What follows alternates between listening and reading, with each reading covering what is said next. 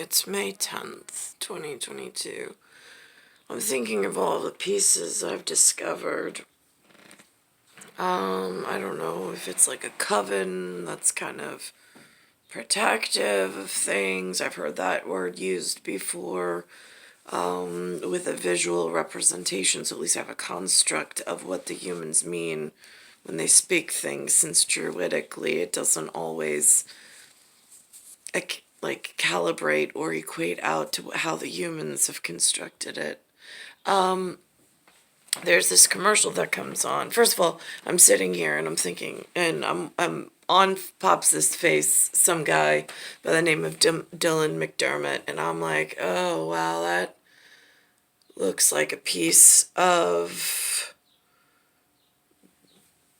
the New York Crew, and I'm like, it's interesting. I'm like, now, what did they characterize this guy as, this guy Dylan? And I'm like, and how might that equate out to the real guy that I know in the field? And I'm just like, And then I'm like, how do I even document that in a kind of, sort of, but not really kind of a way? And I'm like, right. Because, like, again, not my cup of tea, but it is in this central location, a very real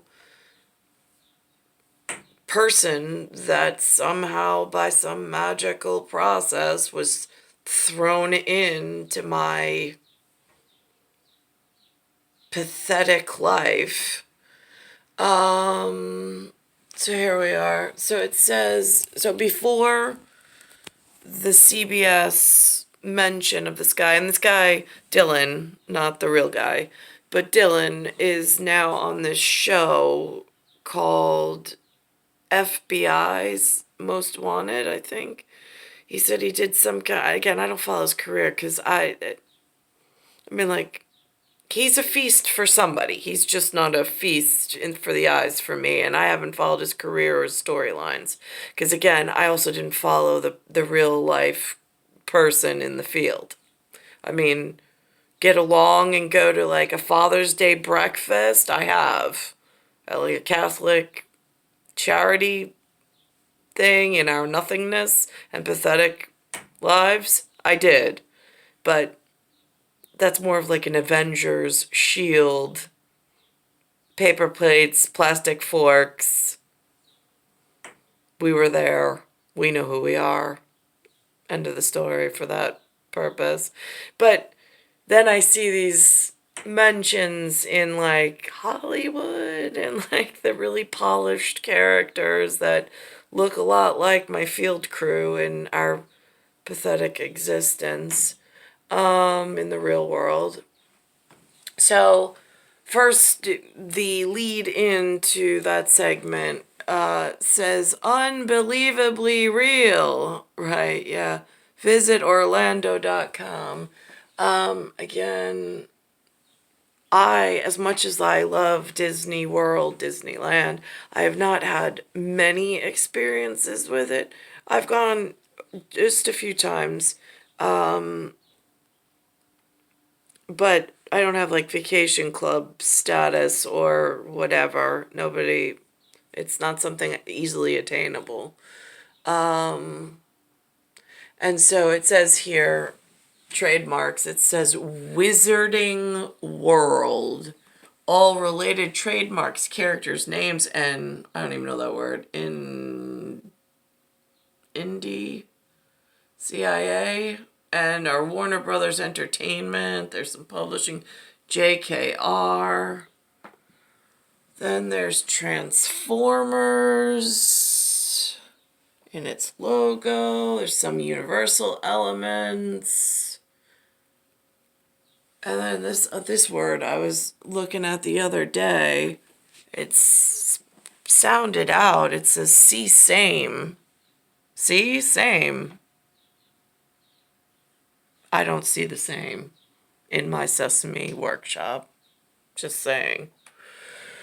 And then it says Discovery Cove, all rights reserved. There's some Disney in there, some Universal Studios in there. There's Lucasfilms in there, SeaWorld's in there, Paramount Pictures, DreamWorks, Hasbro. There's a lot of permissions in there just for this like one image. So then I go to this thing and I'm just like, right, okay, so I'll just acknowledge that he's existed in the field in my pathetic existence as I was being held without like career funds and to the wrong whatever. I mean, like the wrong storyline.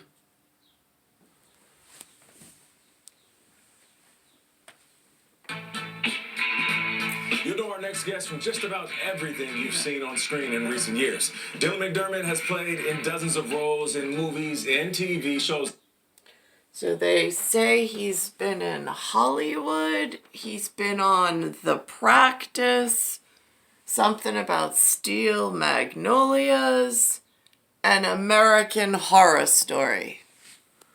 Right, I've seen him on American Horror Story. And then I've seen him in the real world. Well, not him, but his doppelganger, that they created some career for this guy. Because there's a real guy in the real field that has a real career that follows some parallel. Shows like Hollywood, The Practice, one of my favorites, Steel Magnolias, and American Horror Story, just to name a few. Now he's starring in FBI Most Wanted as Supervisory Special Agent Remy Scott, right here on CBS. He leads a fugitive task force tracking down notorious criminals. In tonight's episode, Agent Scott and the team, they search for a murderer mimicking the crimes of a notorious 80s mobster. Take a look. Yeah, I remember. Jackie the Fox Bianchi. Yeah, right. Wow. You remember the 80s. You don't? I wasn't even Do born. not finish that sentence. Jackie the Fox was suspected of multiple mob hits and even spent time on the most wanted list. How'd he get off it? He died. I think he blew up in a boat or something. Right. Mr. Old School. First on CBS Mornings, Dylan McDermott joins us. How you doing? Good morning. Good. So morning. great to be here. So glad to have you. Thanks for Listen, having we want to start by saying congratulations. The show picked up for 2 more seasons. 2 more. Usually you get the 1 more season. two, But yeah. 2? This, by the way, this never happened. So what was your reaction when you heard the news? I was blown away. Were you sitting by the phone? Of course, yes.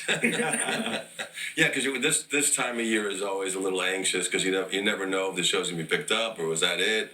But when it comes down to a 2-year pickup, Right. that's huge. Stability. Stability, right? Yes. And that just shows how well the show's doing. Right. Yes, absolutely. And how good you are in the show. Thank you, Gal. Just saying. So, Thank you. what was it like stepping into a lead role in a show that's already been around for 2 seasons and now will be 2 more? But that must have been a tricky scenario, no?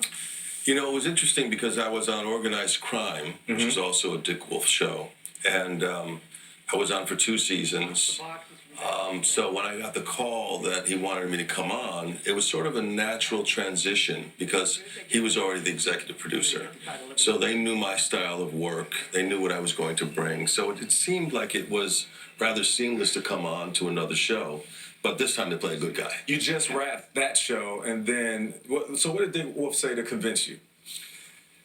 He asked. And when he asked, you do it. Yeah, that's right. Yeah, no So, doubt. speaking of your style and what you bring to the role, you say you always bring something real from yourself, from your actual person That's into right. the job, into the role. Care to share what that was this time? You know, I was able to create the character from the ground up, which is amazing. And I talked to Dick and David Hutchins, the showrunner, about how to keep myself rooted in this character. And I wanted him to have loss in his life. I had loss in my life early on, and I thought it was great to... You lost me. It's too much, whatever. So there was also in my area of the field, there was this wedding between Eddie and Rosa, who don't look anything like Jason or myself. And we went to their wedding at some whatever. Their relatives had these beautiful colorful headdresses and dresses, but we were in a, I don't know, lack of a better word, could have been VFW, could have been some churchy looking like hall that they just rent out.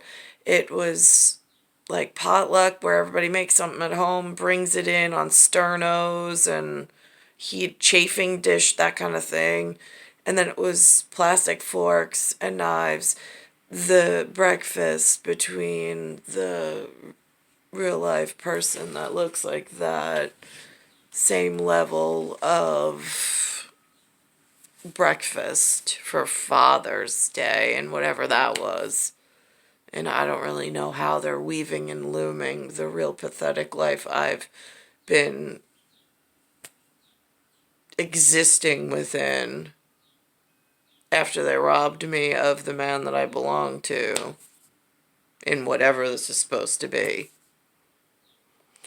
And have some kind of participation with society. And that's the other thing I was thinking of. In my real existence, in real world, on this side, in the unrest in the American colonies, there's been these social conventions that they constructed via Remax, Exit put one on, both Canadian companies with U.S. Or USA, whatever, offices or franchises, however that works, and I don't know. But and I would always make an effort to save at least enough money out of my whatever meager means I was working on in order to get there by myself. I would take a week off by myself and I would go by myself. And I would try to seek out this social convention, see what it's about. I mean, again, these opportunities presented themselves, but land management, because they would always, most of them were out west in like Las Vegas area.